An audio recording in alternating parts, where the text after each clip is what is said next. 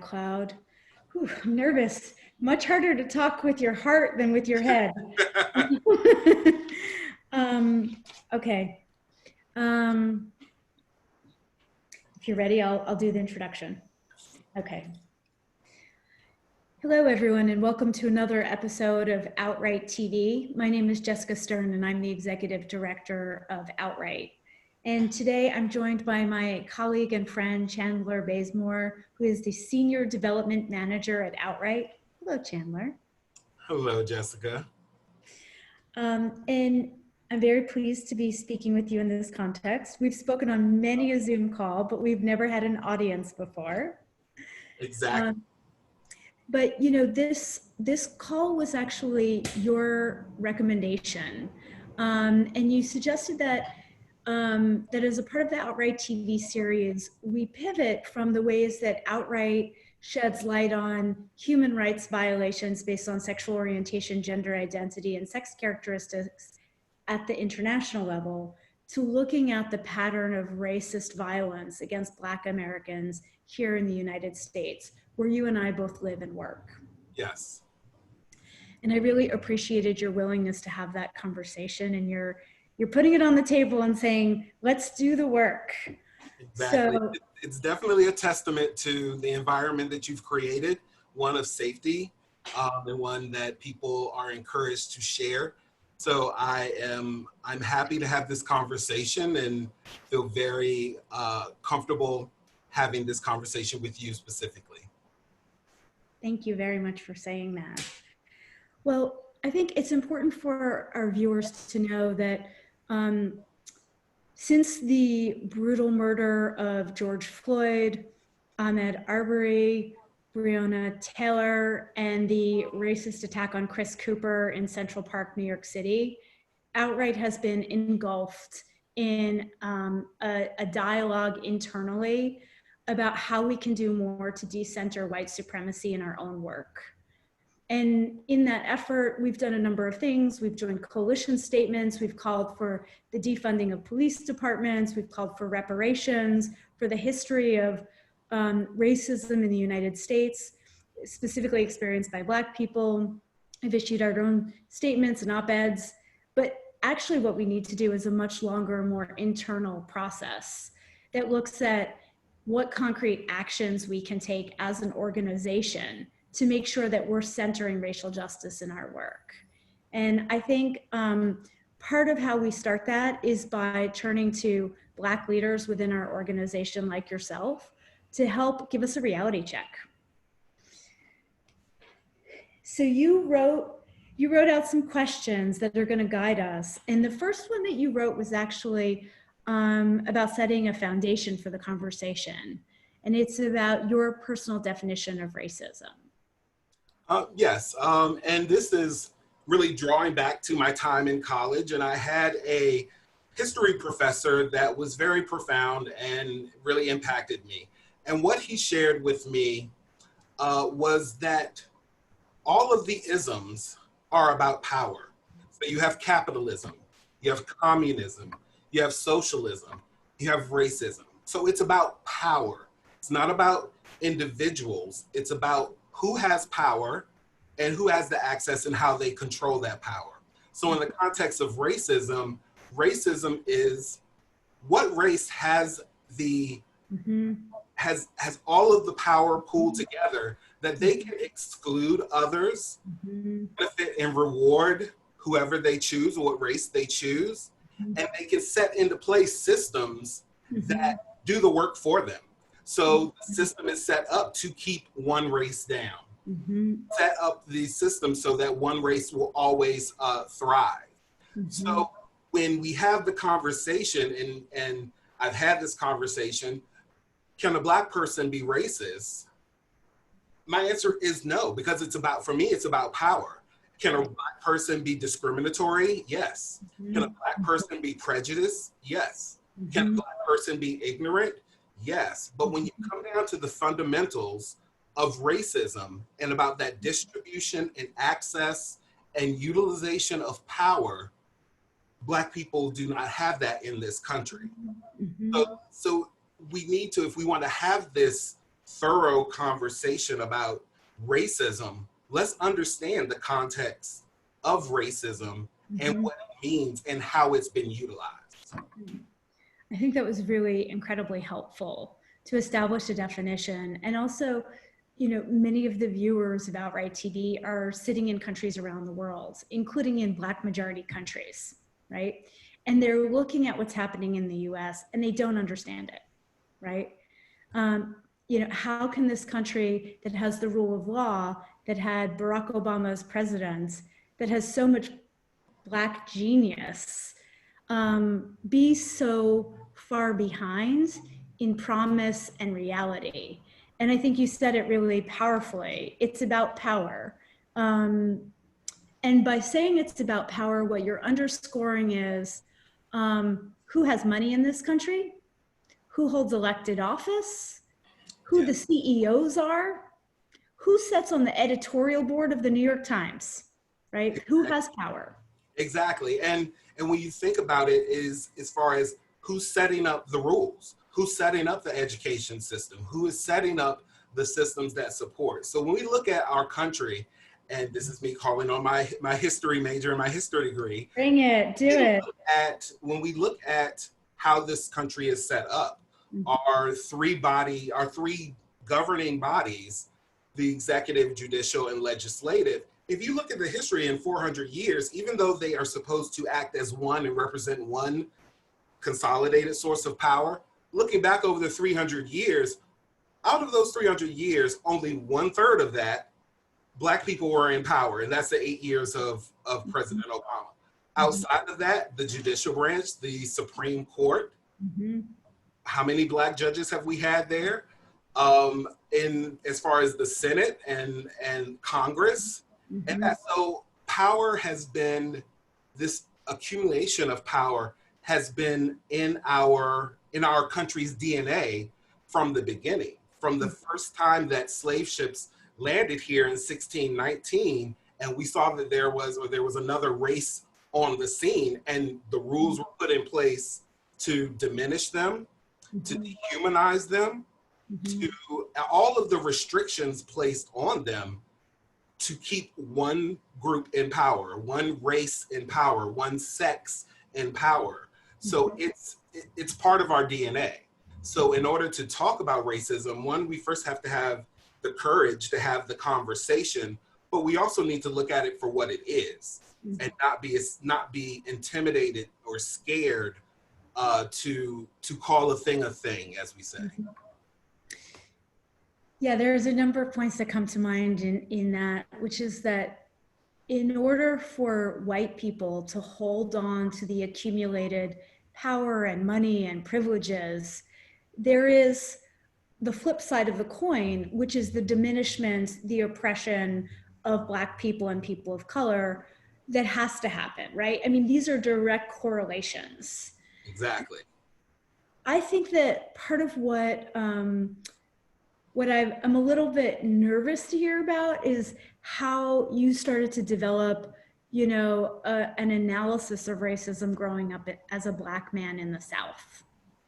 Because we have this idea that the South is worse than the North. And I have to say, I have enough Black friends in New York City who've been subject to arbitrary arrest and discriminatory treatment here in the beautiful North to know it's not perfect here either.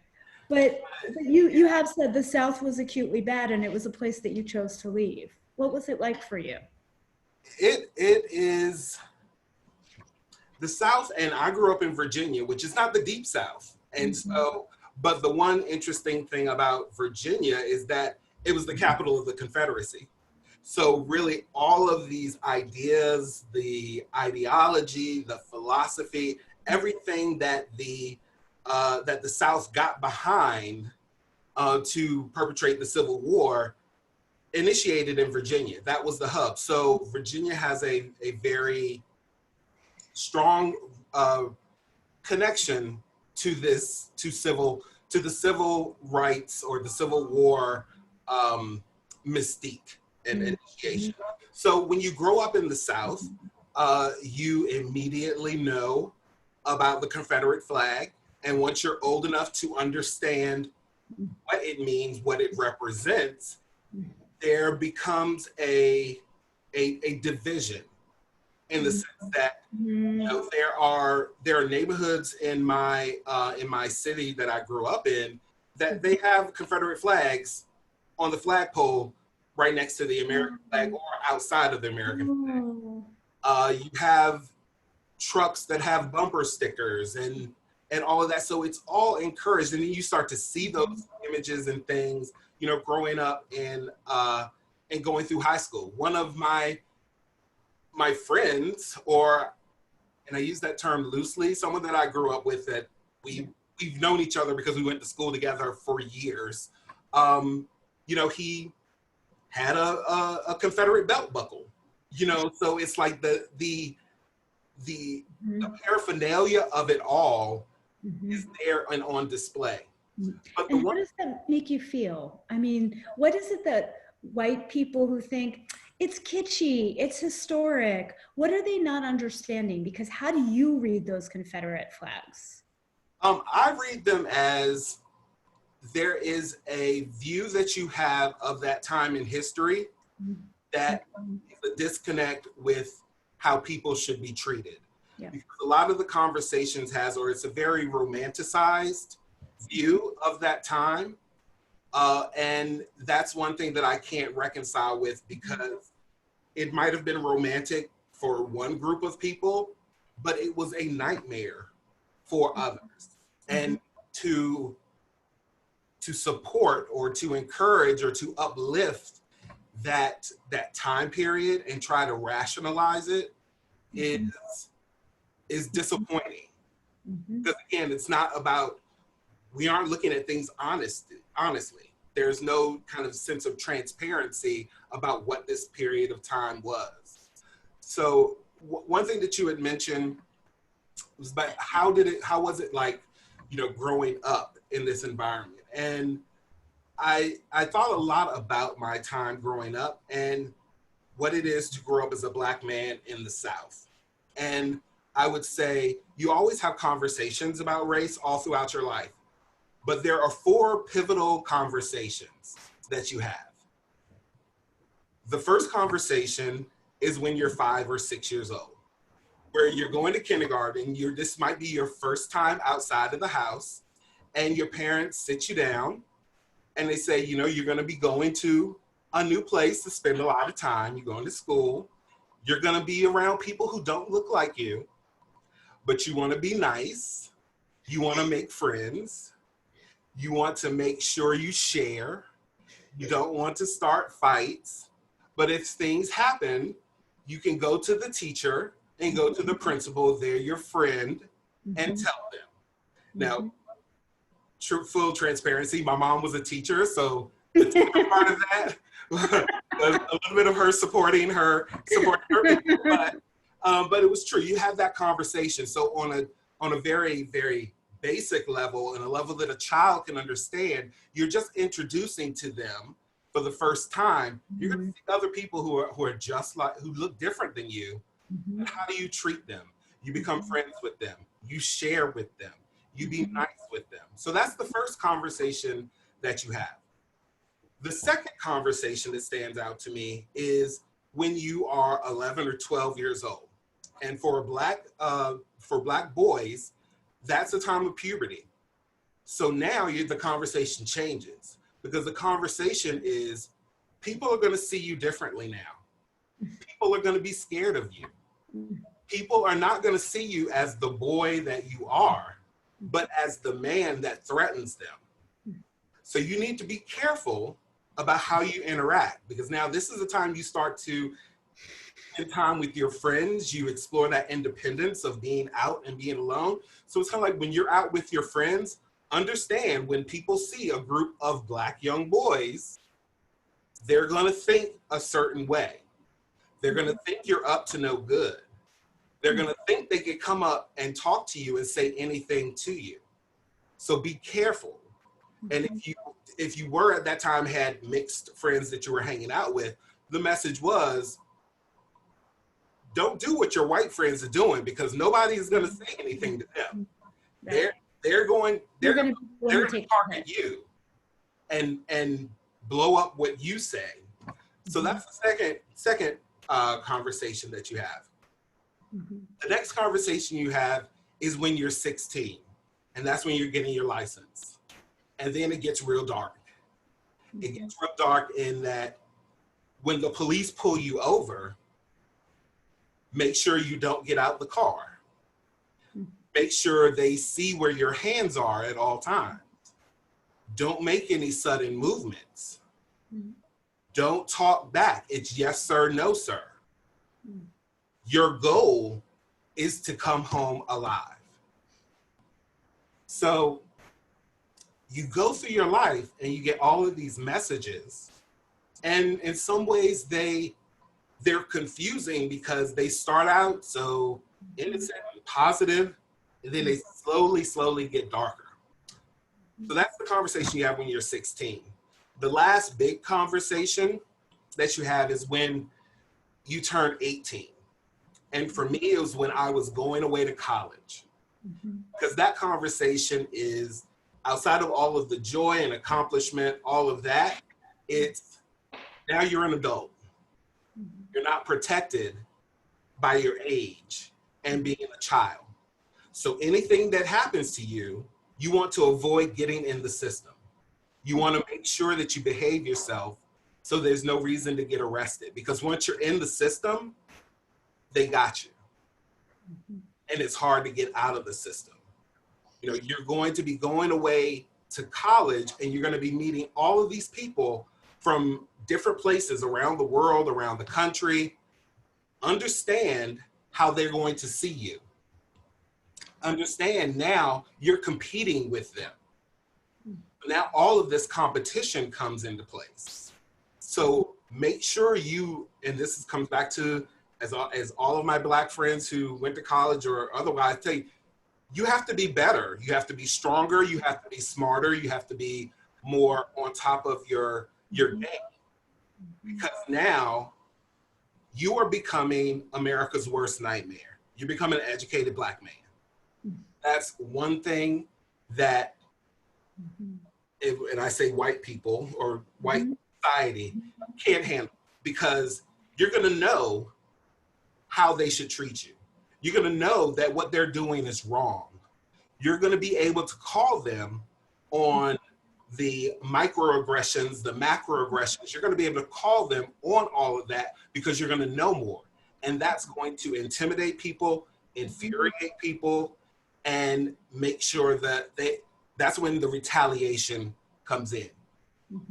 So growing up Black with race, it's all of these conversations that compete with one another, but yet and still in a totality makes sense. And that's how you deal with it. And those are the conversations that as a Black person in America, you have to have those conversations.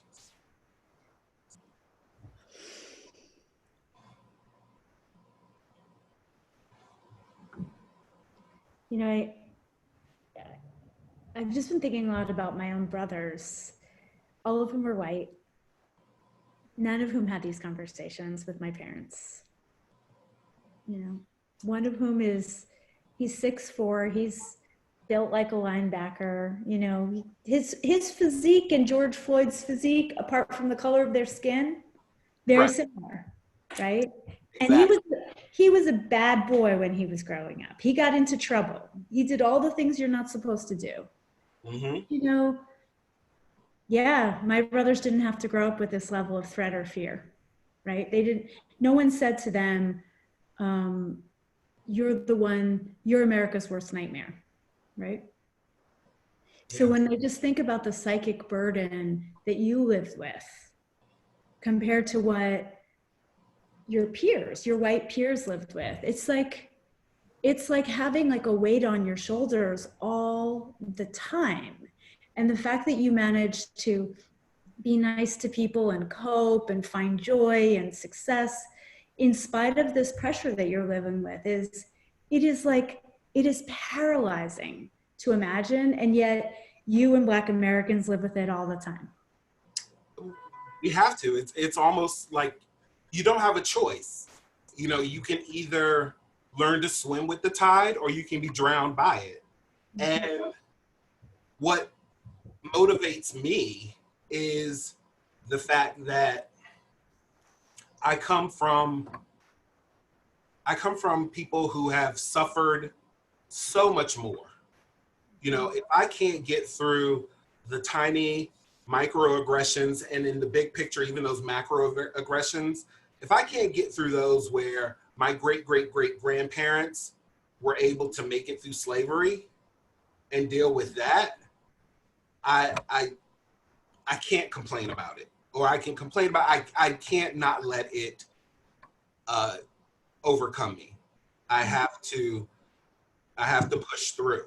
And that's my motivation. And, you know, one of my friends likes to put it that they are their ancestors, you know, dream, you know, as they were out there in the field struggling, or in the house, big house, you know, struggling. The one thing that they had and they dreamed was that their children would have a better life. I'm the realization of that. So I need to push on. It is. It just is, you know?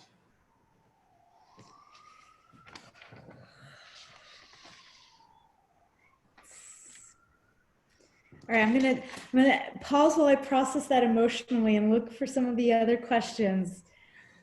Oof. I guess I want to connect that historical promise that you are your ancestors' dream with the message that the Black community in America is getting today as a result of the racist violence that we've known about for a long time, but now thanks to smartphones and with cameras and social media, we're all seeing in vivid light. Yes. It's so interesting because there was this brief moment where prior to cell phones and smartphones and videos, these little moments were captured so that everyone could see them. They were fleeting. So you had the Rodney King, you know, visual. You have these other kind of spots in history. You see the pictures back in the 60s of the police with the water hoses and the dogs. You have there are images. We have seen this before. Right. But we thought for a second, there's video now. Now we can see how things go down. And we thought that there was a moment where there was a tide and there could be a change. What we're seeing now is it doesn't matter. And I think that's the most horrifying part, is that we can see an execution from start to finish and still question why this is happening. And question, is there any room in our society for our police to behave in this way? If you see the Aubrey tape video, what's most disturbing about that is they hunted him down like a dog. And this wasn't, as far as I am understanding, the video that they collected wasn't from police enforcement. It was from one of them that was there. So was that a trophy video? What use was that video? So you see all of these opportunities where we think it was going to prevent and deter things. It's now just encouraging it even more. Now, as I'm watching, which I've had to take several sabbaticals from the news and just stop watching it, but when you see the protests and you see the police interact with people, and knowing that there are a million cameras on, more cameras or camera phones on them that they can even kind of wrap their brain around and be able to see, they still do these aggressions. They still push people. Still hit people. They still take, so Yeah. it's the escalation Yeah. that is a problem. And coming back to the racism factor, is that power structure in place that they will never be held accountable. Yep. There's so many hurdles and so many things that we as the people, as the public, have to jump through to prove what we all just saw Right.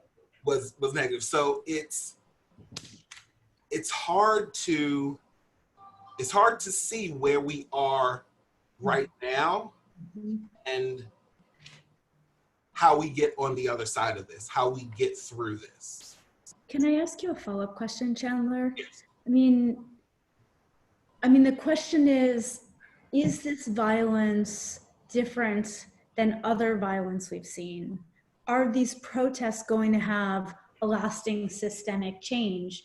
Or is it going to be one more time when we protest, racist police violence and killings of, unarmed Black people, and then nothing happens?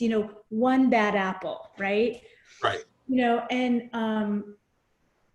This is the question that I'm sort of searching my conscience for, like how to make this more than yet another fleeting moment where we all say, we have to do something about this. We have to change this corrupt system. And we actually dismantle the system.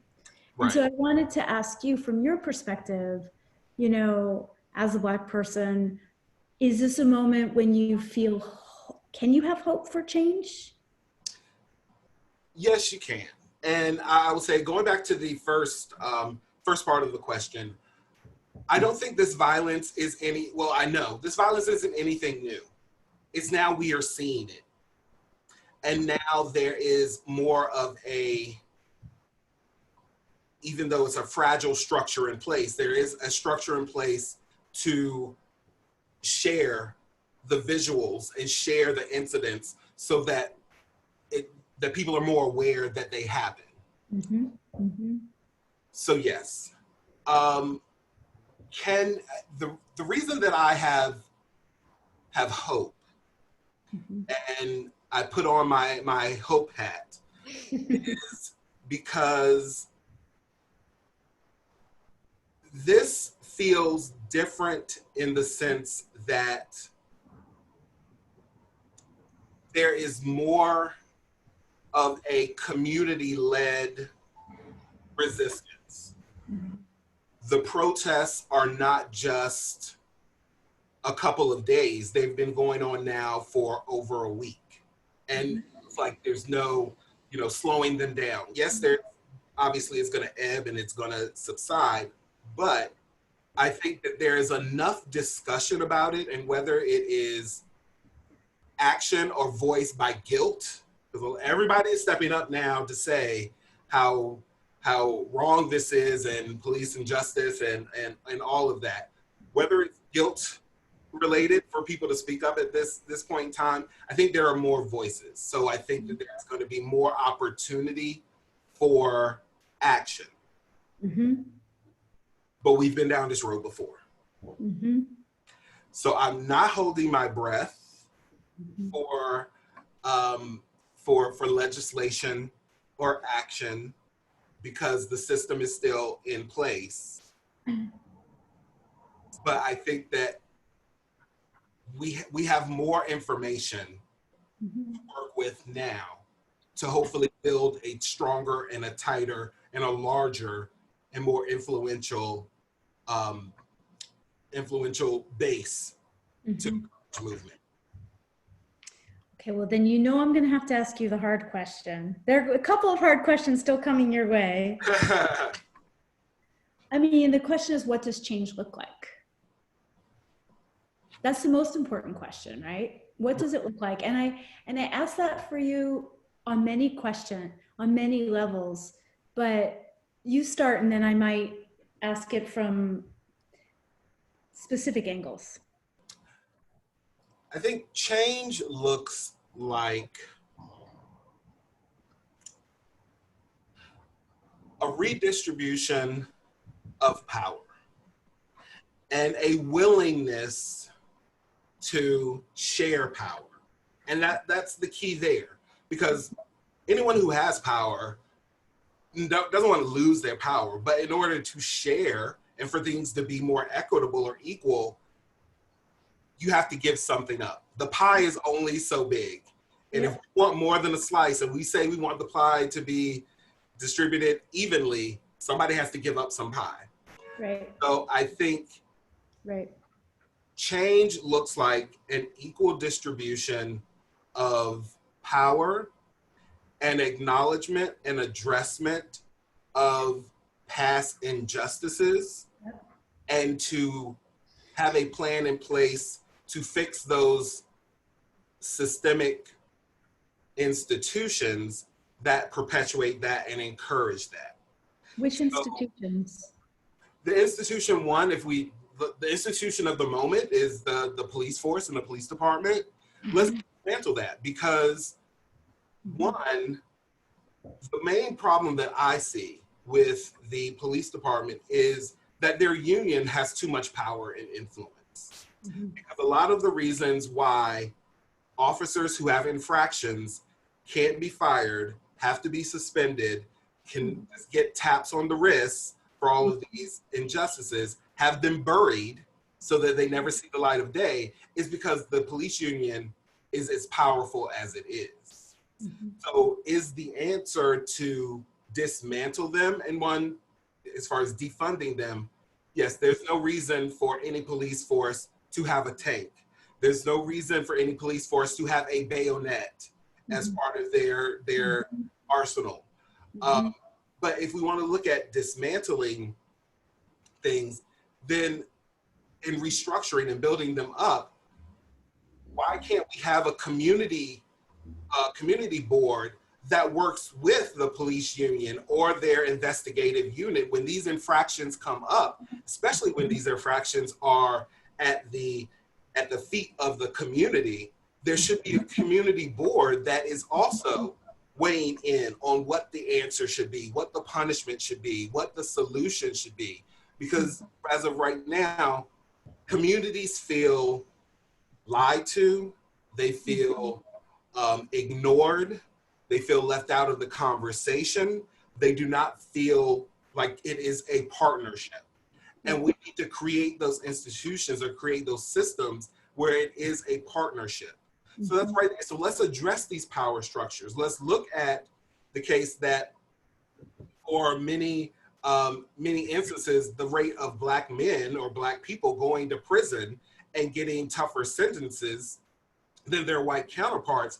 Let's look at that system. Is it the judge? Is it the judicial system? Do we need to have a system where judges aren't appointed for life? Like, there is a mechanism for reviewing that. Yeah. You know? So I think that there are things that change looks like us dismantling the system and building it back up so that it is equitable for everyone. That we can have blind justice. Can have it so that one person, because of their privilege and their benefit, is able to manipulate and work the system where someone who doesn't have access to those resources or doesn't have the education is at a disadvantage. So I think that's what change looks like. I love that. So radical change with the police. I'm just looking at my notes and telling the viewers what I'm looking at. Since we haven't gotten fancy enough that we have our own, like, you know, clear screens that we read the notes from. Just a little spiral notebook. So dismantle the police, defund the police, civilian oversight over the police, disempower police unions, build community, like meaningful police community relations, and interrogate and possibly change the status quo of lifetime appointments for judges. I think those are probably just the tip of the iceberg. And if we had more time, we would talk about schools, we would talk about abolishing prisons, we would talk about how much money goes into the military instead of into our communities. But, you know, I have this lovely photo here, and I don't know if you and our viewers can see it. Does it come across on the screen or is it backwards? No, it comes across on the screen. If you're tired of hearing about racism, imagine how tired people are of experiencing it. I just keep coming back to this because what you said about your hope for change is you said the violence is not new. And the reason you have hope is that there's more communication, more visibility, and more voices. And I keep coming back to this image because my fear is that the white people are going to stop working on the issue, right? We're going to go back to our happy, comfortable lives, right? And we're going to say, do you remember last year how we were protesting in the streets? Oh, didn't that feel good? You know, and we won't do enough. But, you know, I think you and I both work in social justice because we believe that people are good and that change is possible, right? Yes. So I have to believe that. I just have to believe that. Like,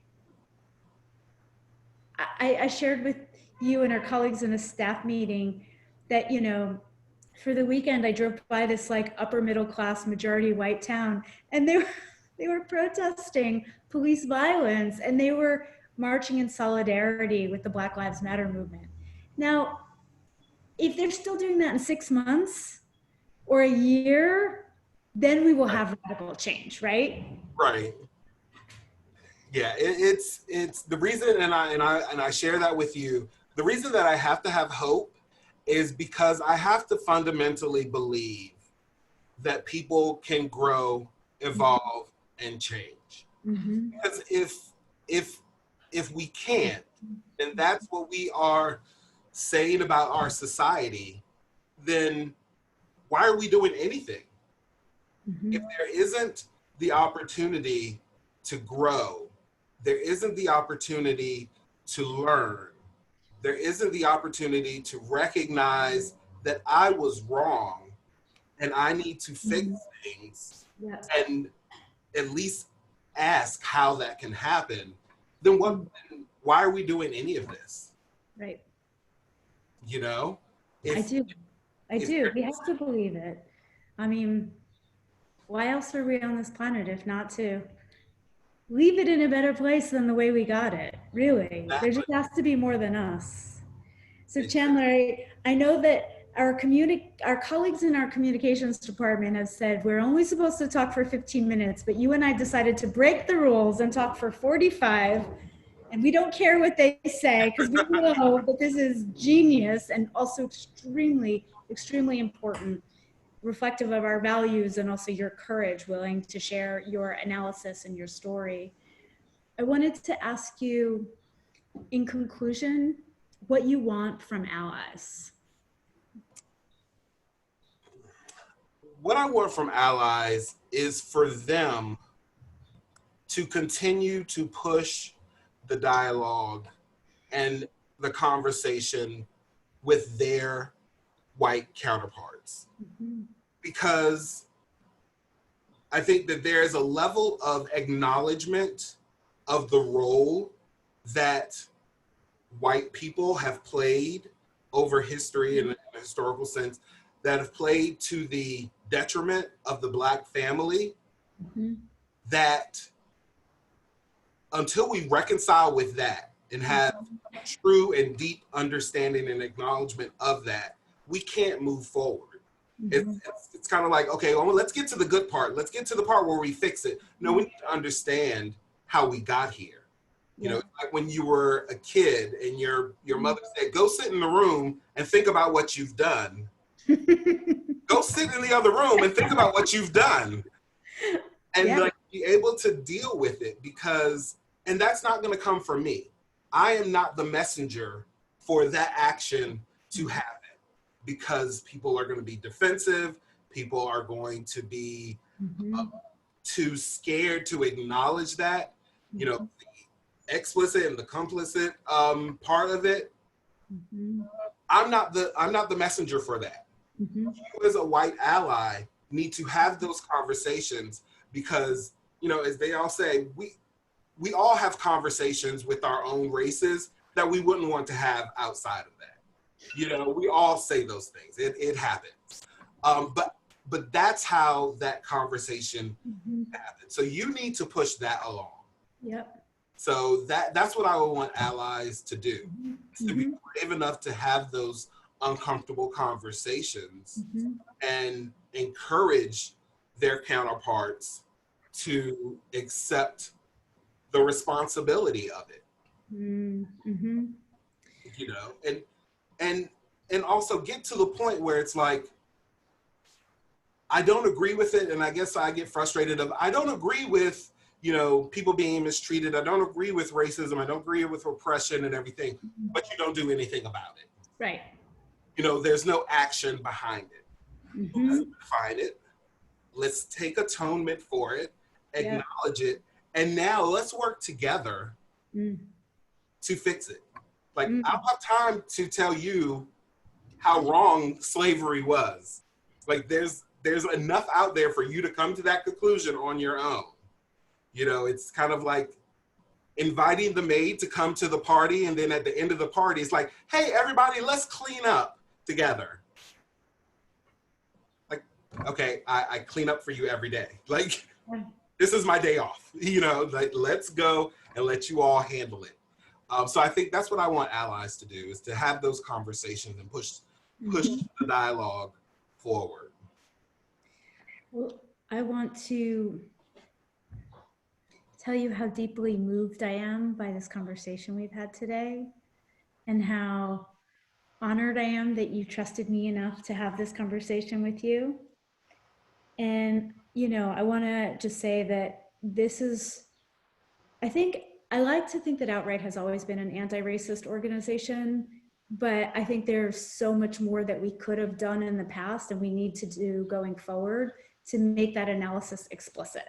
Like, it's not enough to say we're a human rights organization and therefore I assume that you know that means we oppose white supremacy and we are for the defunding of police and we are for affirmative action and oppose police violence against Black Americans. It's not enough to assume.